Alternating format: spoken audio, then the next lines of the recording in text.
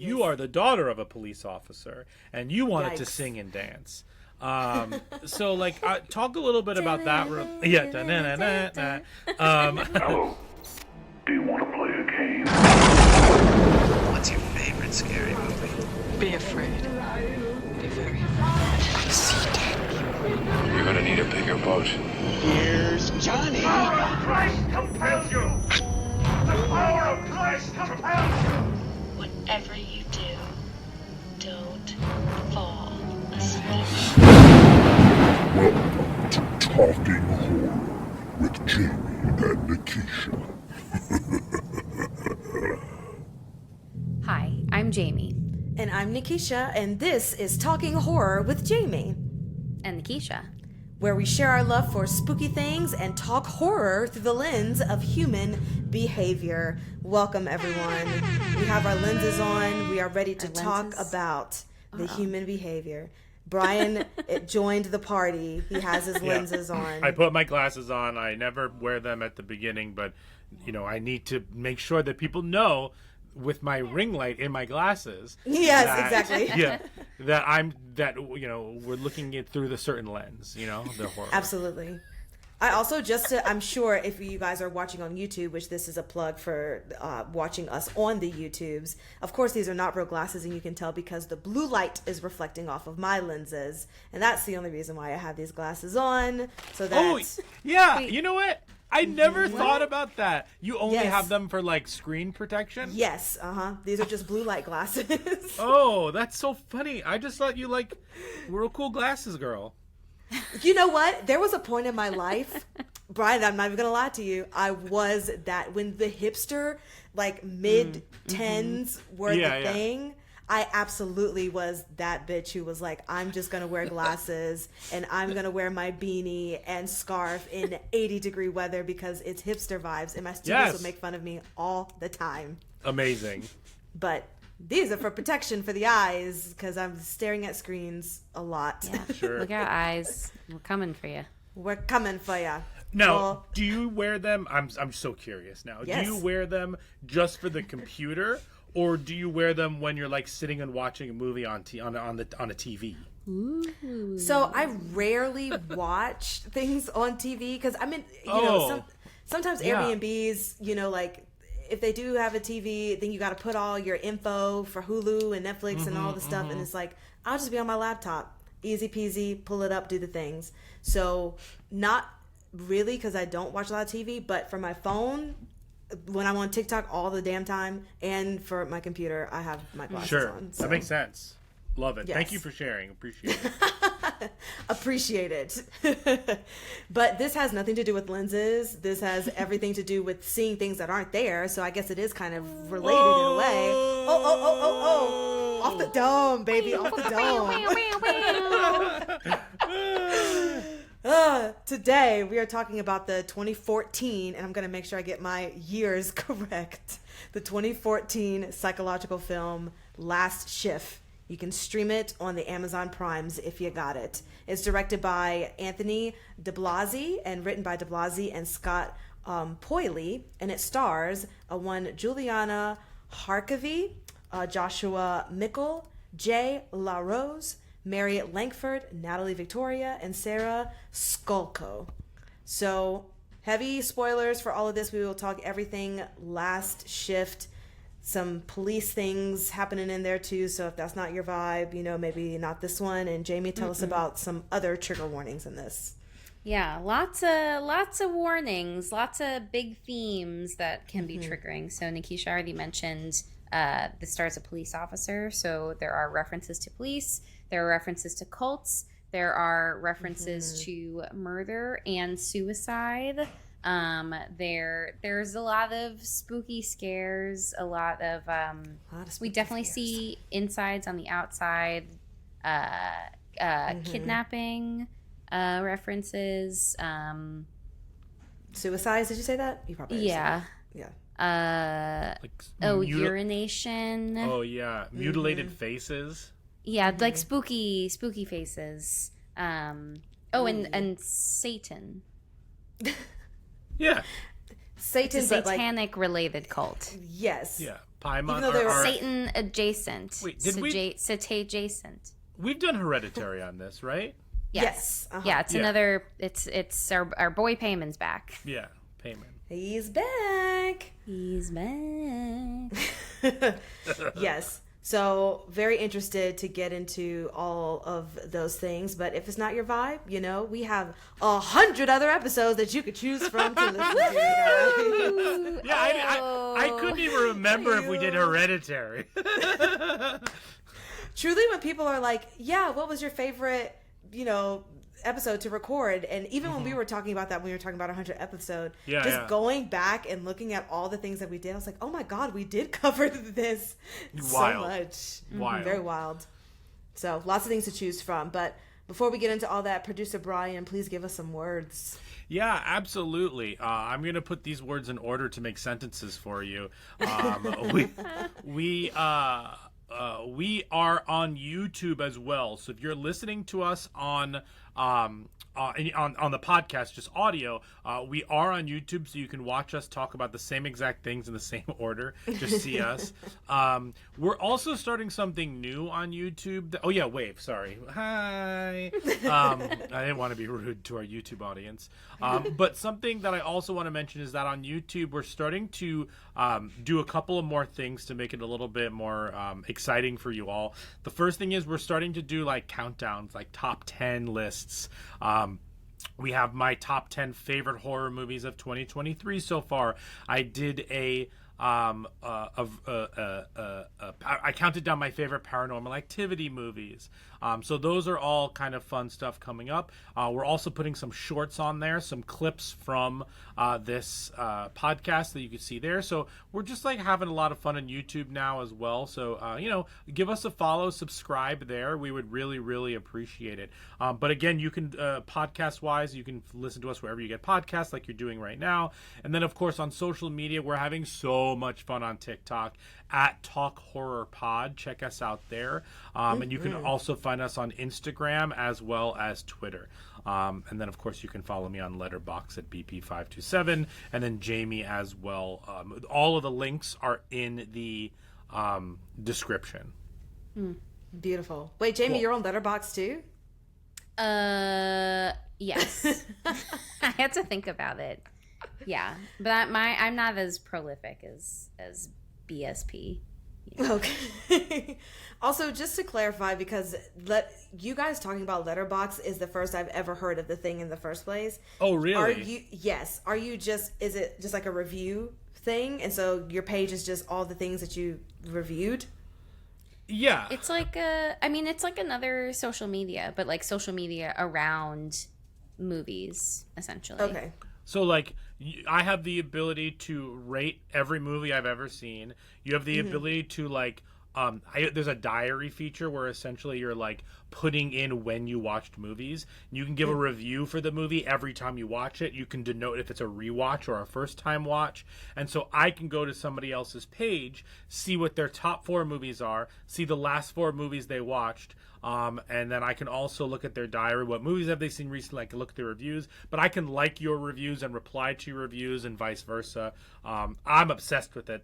I pay for it, so I get all of my data and reporting, so I can see like how many movies I've seen. I recently looked. Do you know who my number 1 actress that I've watched this year is? Oh God, who? Anna Camp. Oh yeah. Because What? Jamie and I was gonna watched... guess Rebecca Hall. Oh, sure.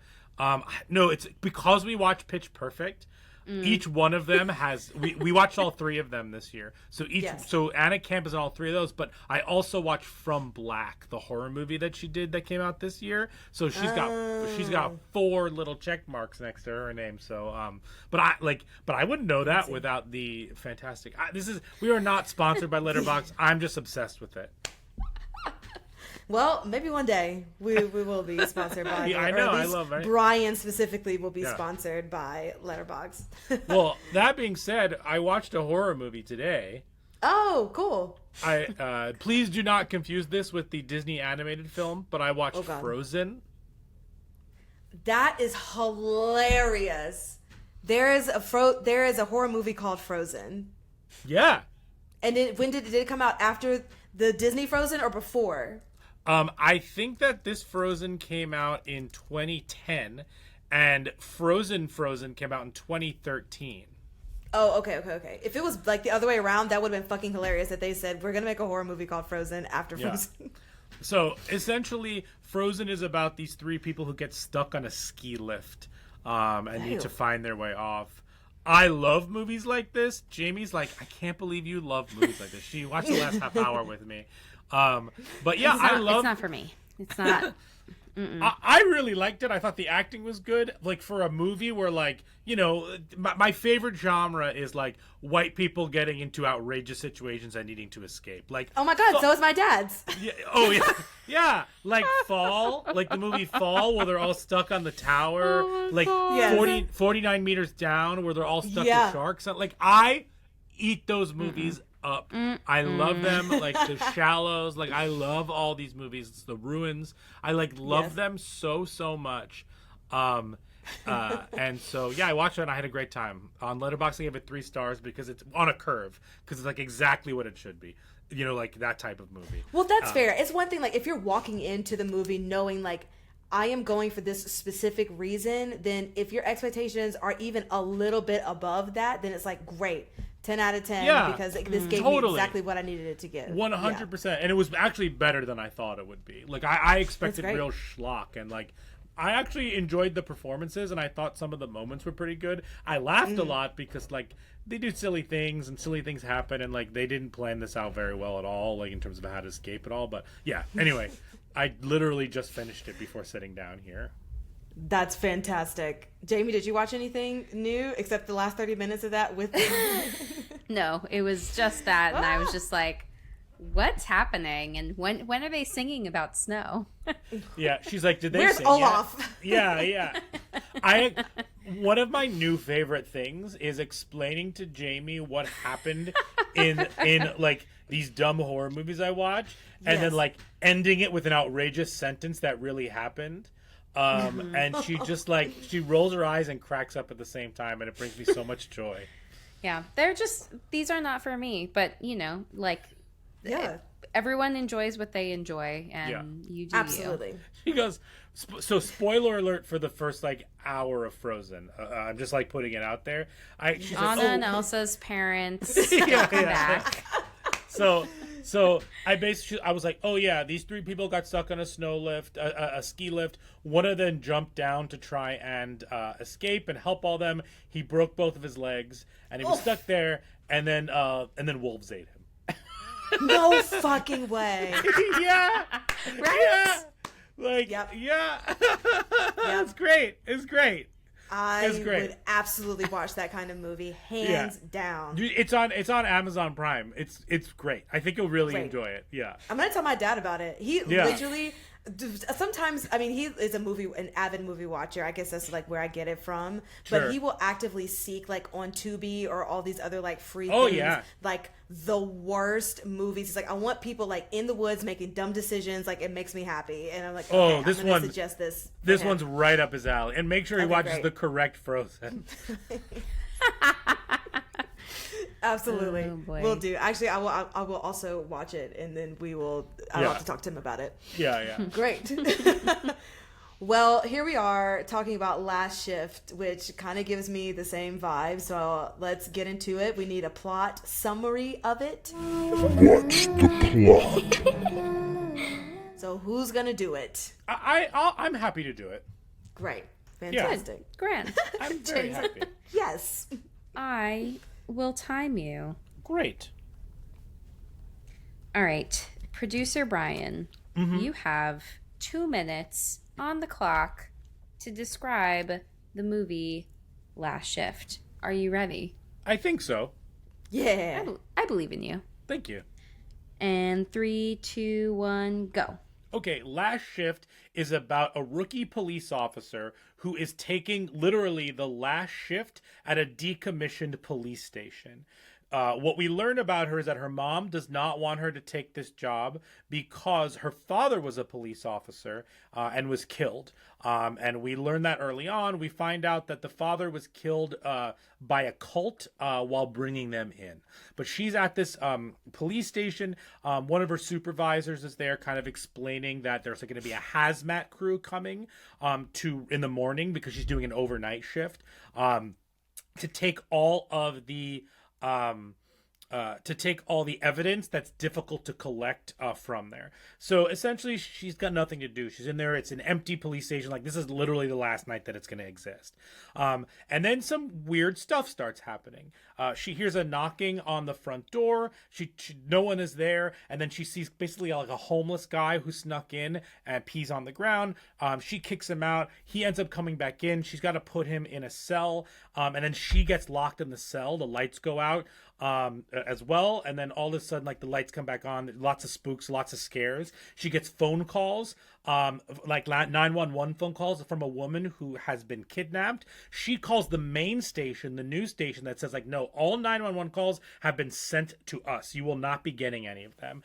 And then she hears, like, people whispering and little girls singing. And yeah, exactly. I just got goosebumps. And then the homeless guy, like, all of this crazy stuff starts happening. She also, and in the end, like, it's a lot of good scares. And in the end, we find out that everyone lied to her. All of the cult members were not killed. They were brought into the station and they committed suicide there. And so we find out all of that. In the end, I'm going to go a little bit longer. In the end, she kills all of the people that are coming into the station, all the cult members, but then she gets shot. And we find out that she actually killed the entire hazmat crew. And her boss from the beginning had to kill her to stop her from like killing everybody else. Something else I missed that I really loved, and one of my favorite moments, is a police officer comes and says that she worked with her dad. This is not hazing, and that she really and that he's just like coming to check in on her. And then she figures out that he's dead as well. And then she dies at the end while the cult, like the ghost of the cult people, are like coming towards her. That's the last shift. Yeah. In a minute and a half. In two and a half minutes. Yeah. That's the plot. Well, I mean, it's... yes, that is basically everything that you need to know that happened in this movie. So let's get into it with our first segment of likes and gripes.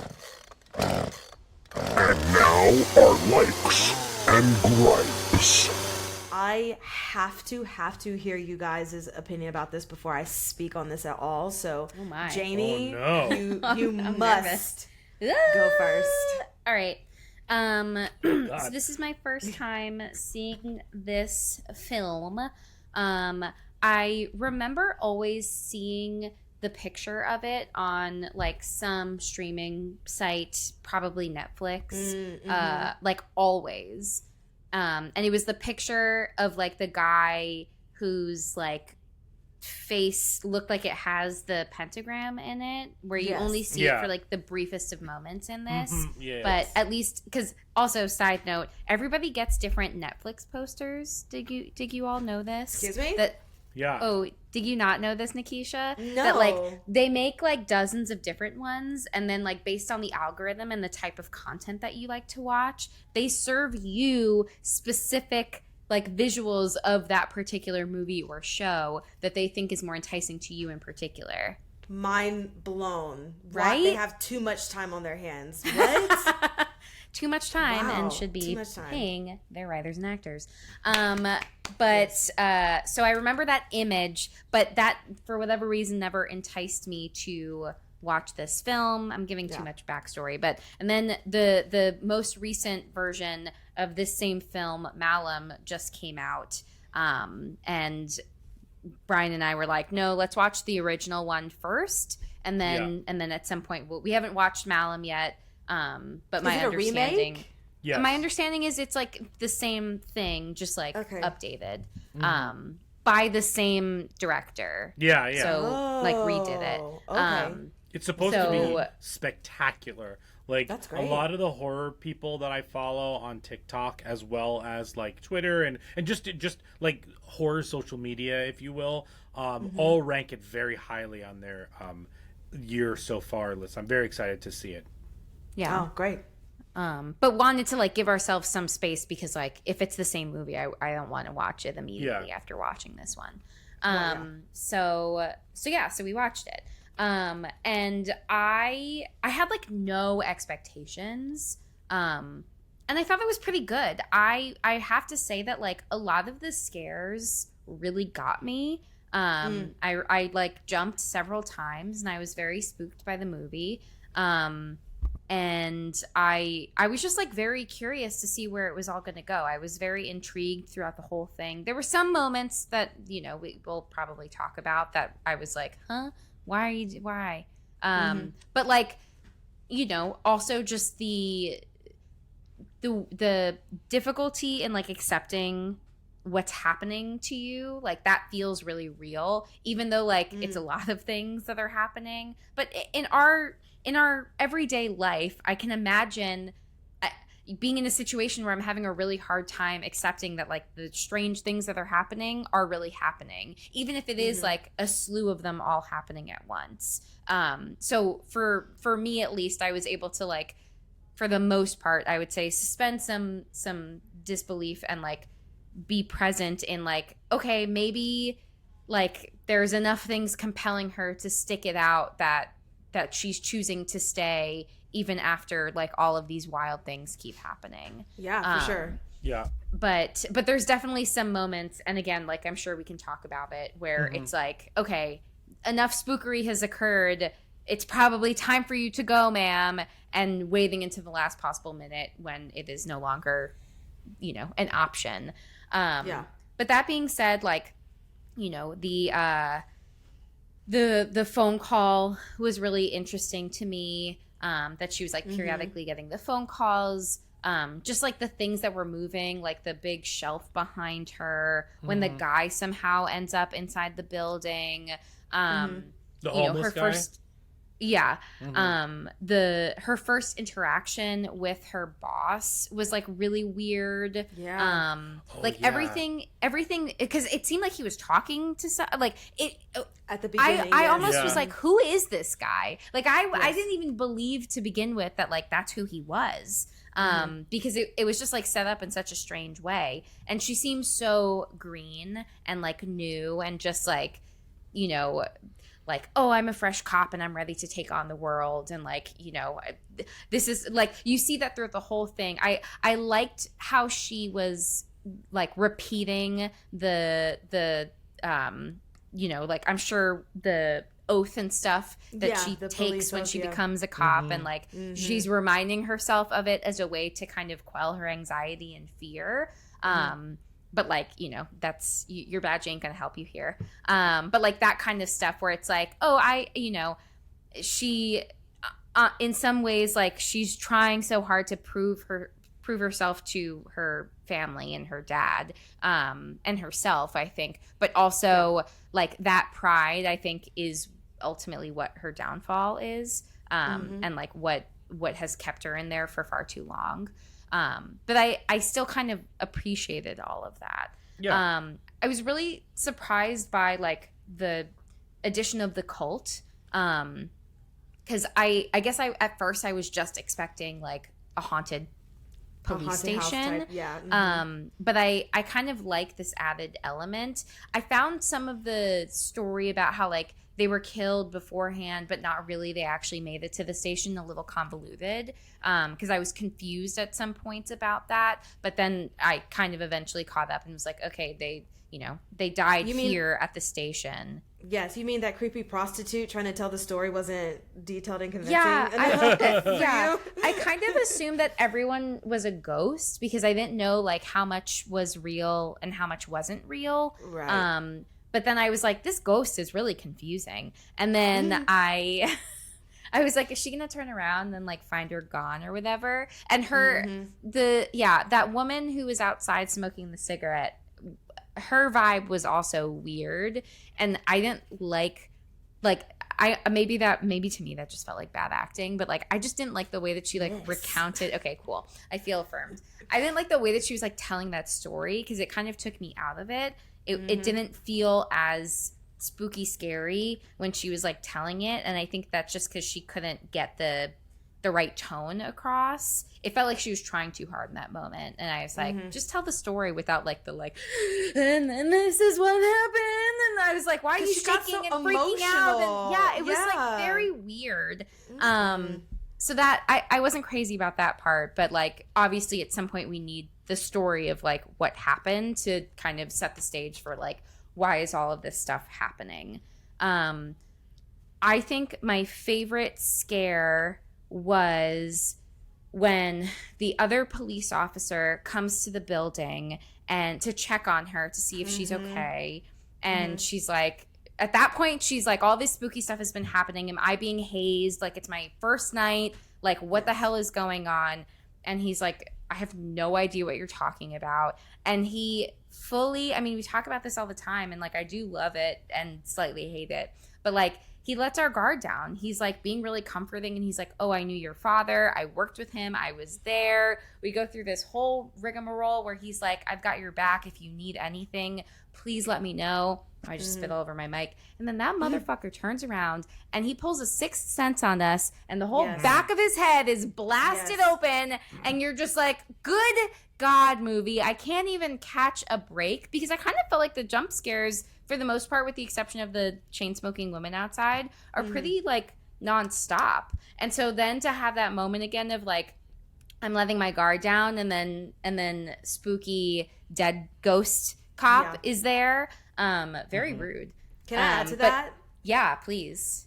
Because in my notes, that the first interaction when he comes in and he is talking about her father, and it's like, okay, well, maybe there's somebody that will like see the stuff with her and like experience this with her too. So like, okay, yay for somebody being in the building.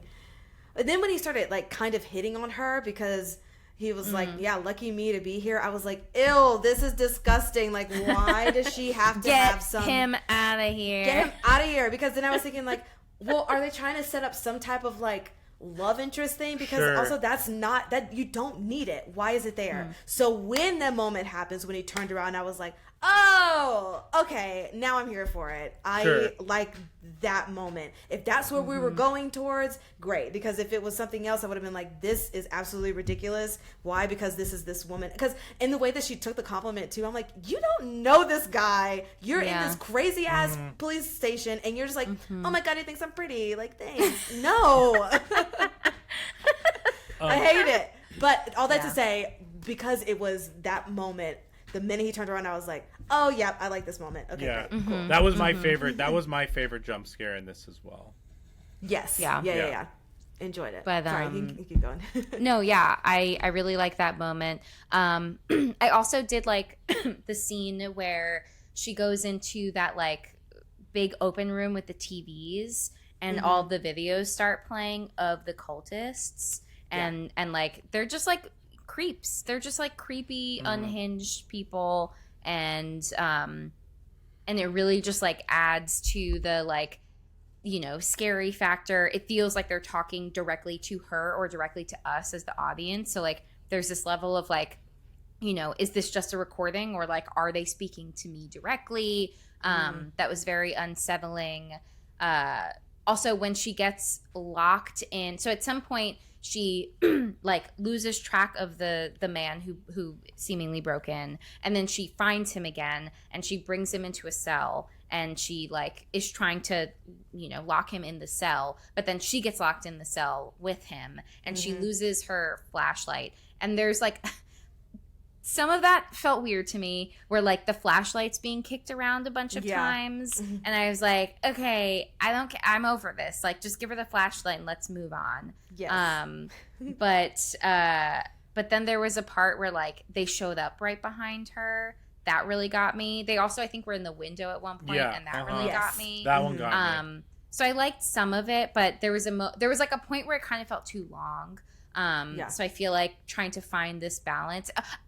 All that to say, like, this all kind of makes me really excited to watch Malum, because my hope is that, like, kind of doing all of this kind of like we talked about with like some of the James Wan films and like the earlier ones, this feels like an opportunity to really flesh out like your style, the type of like direction that you want to implement, and it just like kind of gears me up to see like, okay, you have this story that you like clearly feel really solid about. How do you want to like improve on it? Like what else do you want to say? How else do you want to express that? And like that kind of makes me excited for Malum because because I also liked this story, and I'm curious like where else do you go with it? Or like what else do you do that, you know, would be surprising and still engaging if I already saw Last Shift. Yeah. But I think those are ultimately all of my thoughts. I'm sure again we'll get into like decision making because I do have a lot of thoughts, but you know, my time is up. Yes. Well, I'll just piggyback off of your likes and gripes, because I will say this is also my first time watching this movie for the podcast, and I don't know what I thought it was going to be, but I didn't think it was going to be this. And I mean, the term Last Shift, okay, so like, yes, it makes sense. There's a police officer for the last shift in the thing, but I guess the kinds of scares, like I wasn't expecting it to be a haunted house type situation. Sure. Definitely wasn't expecting the cult things. I didn't expect like spooky ghosts, because you know it's going to be like at night somewhere, you know, because it's the last shift. But yeah, all the other stuff was kind of like, what am I watching? What's going on? How do I feel about this? So it took me a while to kind of buy into the things and kind of suspend my disbelief. To Jamie's point about the acting, because I wasn't finding our star a convincing actress in some parts. And not to bash on her, but it was just some of the stakes seemed really high, and how she was reacting didn't seem authentic. In a sense of when the things first start happening, and even though you're a cop and you're supposed to be calm, right? So even you're trained for when situations happen to like be calm. For her to be, she's still a rookie though. So like when all the things are happening, there was some moments where I'm like, why are you not kind of like freaking the fuck out a little bit more than what you are doing? So that just kind of took me out of it a little bit. But by the time we got to, like we said, the Officer Price and him revealing that he was, you know, dead the whole time, then I kind of bought into it. And I really enjoyed the body makeup, especially for the one girl that was kind of contorting, crawling behind her in one scene, and then like gets in her face. And I thought that was good. That was really good. Gorgeous. But then we get to the makeup of the homeless man after he dies, and she like thought he got out of a cell, but then she like turns him around, and then it had like this awful, like his eyes were kind of like closed off, and I thought that makeup was a little bit like, you had such good makeup for these other people, and then this one seemed like a little bit of a cop out. I also love the idea of a story with a timeline. So like we know that she's there from 10 p.m. to 4 a.m. and so like, is she gonna last? We're on the clock. Where are we in the midst of like what's happening? There's nothing I love more than like a countdown where like the TV show 24 or like give me like you only have this many hours, like Saw movies, I get like give me rules, give me a clock, I'm in. Yeah. Beauty and the Beast. Clock in. Got it. Yeah. Throw in a Cogsworth and I'm all about it. I'm all about it. And it was nice seeing that the whole ending sequence I really enjoyed, because you do kind of want to believe that those people were real, because it was like just other followers of these of the cult. So I thought that was really great, the last couple of scenes of her like, and her dad just like warning her like they're coming, and so she's like, okay, I'm ready, and it ends up not being those people. I thought that was a really great fake out that they were the hazardous people trying to get the waste and stuff. Always knew that Monica on the phone was dead from the beginning. It's like, it's like, you're calling, okay. Totally. Yeah, sorry. What were we gonna say, Brian? Oh no, I agree with you there. Like that was not a surprise. However, the reveal that like it happened 1 year ago today, like still got me because like, you know, they'll always get me. But like the fact that like she was dead the whole time, like on the phone, like obviously, it was just like the second that. It solidified at the second that the other station was like, no, you shouldn't be getting any phone calls. Everything's being routed here. Yes. But then like her wanting to help, like that also makes sense because you just never know like what's real and what's not. So it's like, it's better to be safe than sorry of like, let me help instead of thinking this is a prank call or whatever the case may be and like not trying at all. So yeah. So the main things that like turned the movie around for me were the officer reveal and then the last couple of seconds in this. And I was like, okay, in the makeup. So I was like, this is, yes, it wasn't what I was expecting, but there were definitely key moments that kind of turned it around for me and how did you like it? It was okay. I thought it was okay. Yeah. It wasn't my favorite thing. And when we like get into all the rankings and stuff, yeah, it just, and I don't think my expectations are the thing that's telling me that it's just okay. Because if my expectations are one thing, but the movie is good and I like it, I'm going to like it regardless of what I thought it was going to be. Yeah, that's a good point. Yeah, but it was just okay. I enjoyed it. But I absolutely now want to watch, Malum? Is that what it's called? Yeah. Because I would love to just see the difference. I would absolutely, watching this movie definitely makes me want to watch the next one. Cool. We should do Malum on the podcast, and so we can like actually talk it through. That would actually be really fun. Nice. Cool. Yes. I really liked this movie, but I didn't love this movie. I really liked it. I thought that the scares were really effective, and I too was very distracted by some of the acting, but I was more distracted by her choices. She just like she keeps like, oh, someone here, like halfway through the movie she's like, is someone here? I'm just like, sit at your desk. like you know that every time you've tried to see if someone was there, something went wrong. Yeah. Every time. Every time. However, I was able to forgive some of those things, those choices, because of how well executed the scares were. So even like, while it loses points for, you know, fake justifications to get them to a plot to a place in the station, it earned those points back for how effective those scares were, for me at least. Like Jamie said, I really like this eerie narrative. I kind of forget how much I love good like plots and good stories until one comes around. Like just the idea that like, this is like, it's a haunted police station. It's the last shift here. Something nefarious had happened there. Like like that, like tied into her father. Like I just thought like if cleaned up a little bit more, it would have been like a perfect story. I just like eerie stuff like that. It's a lot that the way it made me feel. It reminded me of Hell House LLC a little bit. Ooh. Yeah. Okay. I think it's a combination of like this being suggested and then me having low expectations and then it was better than I thought it would be, and just like a really good creepy story can pull me in, and then when you execute those scares really well, like you've won me over. I thought that there were some really great tense sequences. I really thought it was well directed. In general, I liked a lot of the jump scares. I had a really fun experience watching this, even if I didn't like fully like get into it in some places. I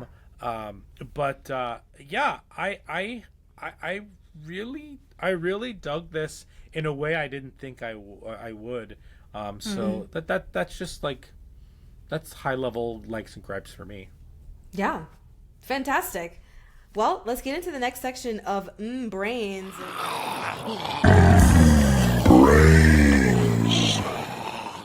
Let's also talk about like some of the decision making and things of that nature. But what I would love to bring up first in this is the idea of putting pressure on yourself to do a good job. You know, she's a rookie and she's trying to prove herself, and especially like because her father was a cop as well, and we'll get into that. But I wanted to ask you, Jamie, do you think that putting that kind of pressure on yourself can create such stress on you mentally that you can kind of drudge up, maybe not necessarily hallucinations, but something of the adjacent that can like really mess with you mentally if you are putting so much pressure and stress on yourself to like do a good job in something?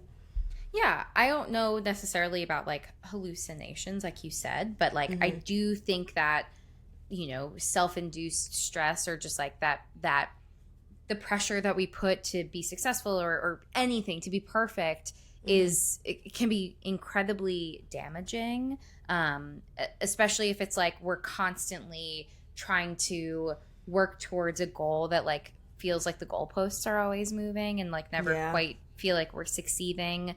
It definitely like feeling that state, being in that like heightened state of anxiety for a long period of time is like definitely not healthy for us. And not only the psychological harm that it can cause, but also physical harm, like being so like activated in that way long term, like we're not supposed to carry that for long periods of time. So it can lead to like medical health problems too. So you know, I think like for her, this is a really acute situation where it's happening over the course of a few hours, but like thinking about this in a more You're long right. term, It is a cute situation. Oh my god. I mean, it's cute, not, if you will. Yeah. it's not cute. No. But thanks, producer Brian. You're really coming in clutch. Yeah, I'm adding to the conversation in a positive way. In a cute way. But yeah, you know, even though she's experiencing this in like a very short period of time, it's still like, that's still not good to continue to carry with you. And like, you know, for thinking about like jobs that are very high stress, high risk jobs where you are put in situations where the pressure is very high, whether it's like, you know, the pressure that's being put on you or self-imposed pressure. That the long-term heightened stress can be really harmful for your mental health. It can lead to definitely like anxiety, depression. It could lead to burnout if it continues. Yes. And like when you're burnt out, like again, the medical impact that it can also have on you in addition to the psychological is like very, very detrimental. And it's a lot harder than just like going on a vacation or like, you know, manicure, pedicure to like relieve burnout. It takes a lot of work. Yeah, I mean, if anything, with the word burnout, especially with the pandemic, I mean, we've learned like what it is to balance all that stuff out for our mental capacity so that we're not just, you know, like trying to be the perfectionist, grind all the time. It's like, no, you got to take care of yourself because it does reflect in your body. And even just from personal experience, you know, if I have stressors of like trying to get a self-tape done or like whatever the case may be, and my body it reacts to it. It's like loss of appetite, and I look up and it's been like 10 hours and I hadn't eaten anything, and it's like, oh, because I was thinking about all this other stuff. So added stressors, man. Take care of yourself. Go to therapy. Always at the end of the day. Do it. Next question I have is a little like general gist, if you will. General gist. But I want to talk about kind of the power of suggestion and influence and persuasion, because when she starts her shift, like the only knowledge of the cult that she has really, because she was like, they didn't disclose a lot of information about, it's just that her father died because of them, right? So then she's getting all this information about like, oh, they weren't really dead on the scene in the first place and they died by whatever. And then she's like gathering all this other information, like even from like the dead Officer Price, who was like, yeah, I worked with your father and like this is what happened on the scene and blah blah blah blah blah. And so then she really starts honing in on like seeing those images. So I guess I just want to talk about like, do you feel like that was believable, like that power of suggestion? And is the power of suggestion like that much to where it can kind of cloud like things that you're seeing? I know that's a terrible question, but I hope you can answer that. Yeah, I feel like it's hard. It's hard because like, you know, when I think about like the power of suggestion, that makes me think of, which also there aren't good examples of in most of the horror movies that we've seen and talked about, but like, sure. Like hypnotherapy, I think is like kind of, there's something there with that of like, you know, these are things that you're just like more open to receiving in those moments. But I also, I mean, I don't really know, because it's hard to think about like her being in this situation where there's so many unbelievable things happening. Right. So trying to like grasp straws to have some kind of explanation to make sense of it. Because again, it's like if you were in that situation, which it's already hard to envision, maybe.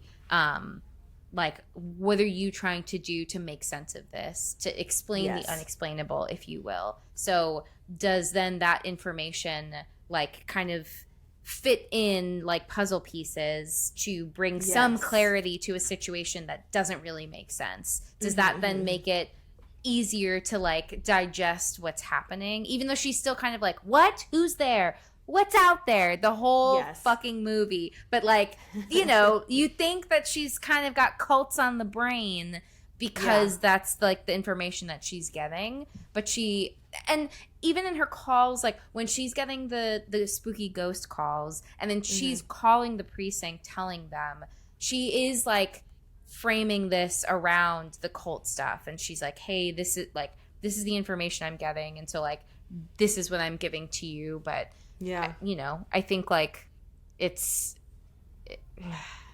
hard. Yes, but I mean, that was a fabulous answer though to a very awful question, but I understand what you're saying in the sense of like trying to make sense, but like trying to make sense of the reality, right? So like whatever information you are getting in your brain is like helping you in a sense try to make sense of the situation. Like whatever's coming in, you're like you said, putting the puzzle pieces together to say, okay, well, the spooky stuff is happening, but like I got all of this like factual information, so let me try to take this factual information and put it into like these spooky events to make it not spooky. So yes, thank you for that. Brian, I think you had a question that you wanted to ask. Yeah, I feel like, and this applies to a lot of industries and a lot of occupations, but I find that, and maybe it's just because this is how media has presented it, but I feel like a lot of times police officer or law enforcement's children want to follow in their footsteps or do. I mean, you see it in other ones like doctors, kids become doctors, or they took over the family practice in orthodontia or you know, something like that. So specific. In the movie Frozen, they talked about orthodontics. Okay. Anyway, but like dentists and things like that. And then in other ones, you're like, I want you to take over the hardware shop. And it's like, no, I want to sing. I want to dance. Exactly. Yeah. I want you to play basketball. No, I want to sing. Yeah. High School Musical. Put me in exactly. We're all in this together. Yes. So my question is like, for Jamie, kind of what is the thought process? What is the like need or want to do that? Is it about wanting to kind of follow in your parents' footsteps? Is it about not disappointing them? Or is it more about like, I don't have to make a decision for myself and I'm just leaning into what is presented to me? And Nikisha, you are the daughter of a police officer and you wanted to sing and dance. So like talk a little bit about that. I mean, if you could talk a little bit about you know, that relationship, if you wouldn't mind sharing a little bit. I would love to hear that. We'll let Jamie go first and then I'll tell you. Sure. What a good question. Good question. Thank you. Honestly, you don't have to answer it. I just wanted to make sure it was a good question. Absolutely. I mean, it's you know, I haven't like thought in particular about, you know, kids that, or like, you know, young people who look towards their parents' occupations and like want to do what their parents do. When I was younger, I wanted to be a lawyer before I decided I wanted to be a therapist. So this had to be like elementary school. Ew. What like 9-year-old is like, I want to be a lawyer when I grow up? Me, Jamie. for whatever reason. Yeah, unhinged. But I think that there's, in like child development stuff, like I think there's a lot of modeling that happens in general with like how children are looking up to their parents and like the behavior that's being modeled, and I think that can kind of extend to occupation. You know, like admiring, I think it's like healthy to admire your parents and admire, you know, the things that they're doing and like want to be like them. That's like part of that modeling more explicitly, I guess.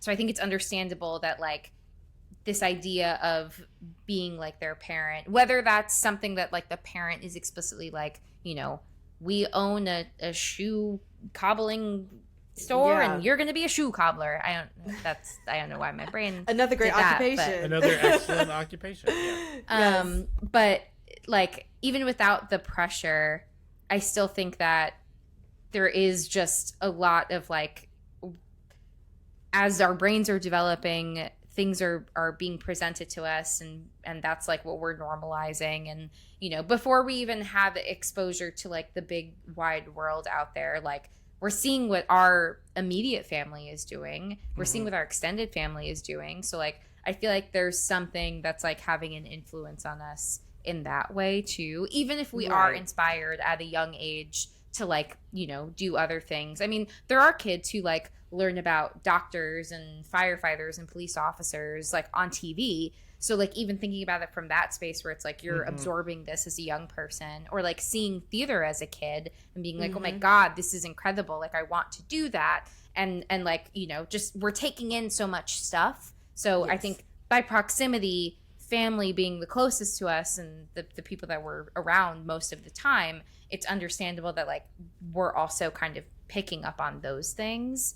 I also like have thoughts about, you know, if there is more of that pressure, or if you know, in thinking about like parents who maybe have some narcissistic characteristics and qualities and like are imposing more of like, you should do this on their kids, which like also sometimes happens. And sometimes I wonder if that's like a parent viewing their child as an extension of themselves, so they feel like they have the space to dictate what type of occupation their child explores, and whether or not like someone's aware of that, or it's just like, yeah, sure, I'll do like whatever you say, I'll do. But that's just like another thought. But yeah, I mean, it's funny because it just really depends. Seeing my dad be a police officer my entire life, like he started before I was even born, I just looked at it as like I would never want to do this. Sure. When I was younger, like he, especially starting off, when you start off, you have like the crappy shifts, and so like he was gone every night in like in my you know, like elementary or like kindergarten through maybe second, third grade years. Like every night he was always gone, and then like I would just see him in the morning, and so I was like, this doesn't sound fun to me. And because also of the type of person that it made him become, you know, very stern, very hard. Like he had a very kind of strict nature about himself because of the job. It was like, you look like you're not happy, and why would I be in a job that, you know, is not making you happy? So that's what I observed. I observed like the negatives of it, and thought, this isn't for me. And none of my family is musical in any capacity, so the fact that I'm like doing what I'm doing now is also just kind of like an anomaly, I guess, because literally the references that I remember of like seeing music in any capacity was watching Looney Tunes and watching like Bugs Bunny play the piano. Oh wow! And I was like, yeah. Mom, I want to play the piano. And they were like, okay, well, like they bought a secondhand piano, upright piano. Oh wow! And found somebody to teach me lessons, and I started playing in like elementary school. And then I played alto saxophone because of Lisa Simpson, of course. So from The Simpsons. That's but amazing. truly, only cartoons like were the gateway. Oh, that's into so me being fascinating. That's cool. like, I want to do music. So yeah, it's interesting the people who are like, I see this as I'm growing up, and even if their parents aren't forcing them, they're like, yeah, this is something that I would also like to pursue. But it was the exact opposite for me. Being a police officer is hard. Oh yeah. I don't need it. I don't want it. Fantastic. Is that all for this section? I think so. Yeah. Okay, well, let's rotten tomatin this baby. Rotten Tomatin. It's the Rotten Tomatoes game. What do you think Last Shift has on Rotten Tomatoes? 37. Whoa. Wow. Tell us how you really feel. Ah! I'm gonna say like a 73. All right. Well, this is gonna blow your minds. It has 100% on Rotten Tomatoes. No, you're lying. No, I'm not. On 9 reviews. Oh. But It, the audience score is 51%. Okay. All right. what's the critics Nikisha is consensus? shocked. There is no No words. There is no critics consensus. Because it's just 9 reviews. Low. Okay, Yeah. okay. Yeah, I'll read some of the critics' reviews for like the lines they pulled from it from Rotten Tomatoes, like the positive ones. A great, intense, twisted storyline. It has a little bit of everything. It is pure genre, but that is not to say that the genre is pure, given how deftly it ambiguates itself between being a story of ghostly vengeance and a tale of psychological breakdown, while leaving the disoriented viewer to call the difference. A great disturbing film that builds tension and rewards you with some solid jump scares and haunting imagery. This film isn't perfect and leaves some unanswered questions, but that doesn't prevent it from having an effect. That one, I'm more agreeing to that one. Yeah. So those are those are some of the 9 reviews. But yeah, 100%. But again, not on 9 reviews. Wow. Yeah. Okay. That was Great. a surprise to me as well. Yeah. My guess is if this was reviewed by a larger audience, that would go down. I mean, it would. Statistically, it would go down. Right. Yeah. Right. But that would be my guess. Oh, I wonder what I want to. I won't look up Malum. I'm very curious. We'll do it. We'll do it. We'll do it later. Okay. But should we do the 4 S's? Yes. Yes.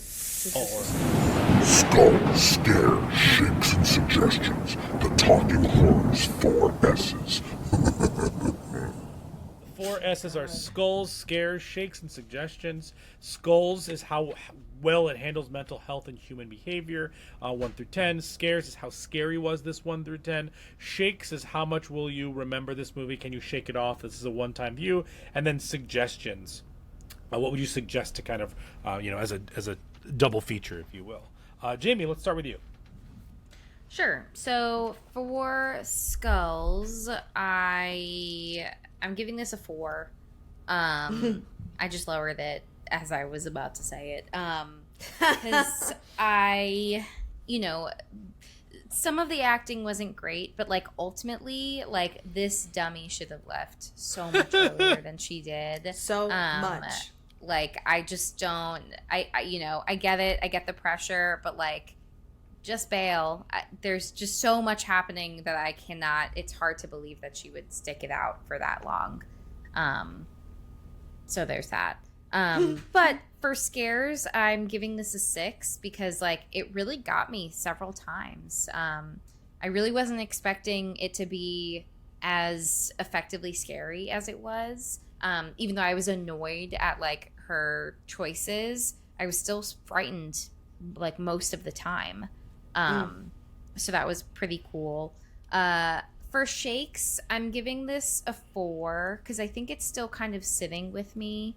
I'm still like processing it a bit, but I thought it was like fairly entertaining. I think, I don't know, maybe my feelings are changing the more I hear Nikisha's opinion, but I think I think I liked it. Cool. Nikisha? Obsessed. Okay, Skulls, I'm gonna give it a 2. It wasn't the jump scares were like good, but I didn't jump at them. But I was like, oh, that's great. Yeah, so I'll give it a 3. And then Shakes, I'm gonna give it a 2 because this movie makes me want to watch the other one. So yeah. Sure.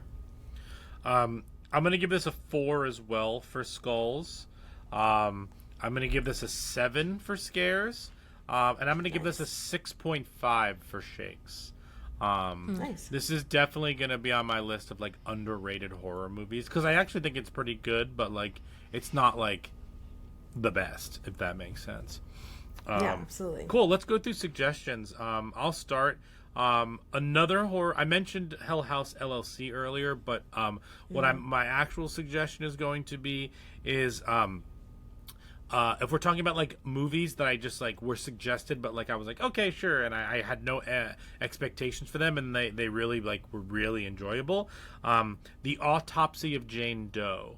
Oh yeah, that's a great one. That's my suggestion for this mine. one. Oh wait, really? Dang. Yeah. Oh, sorry.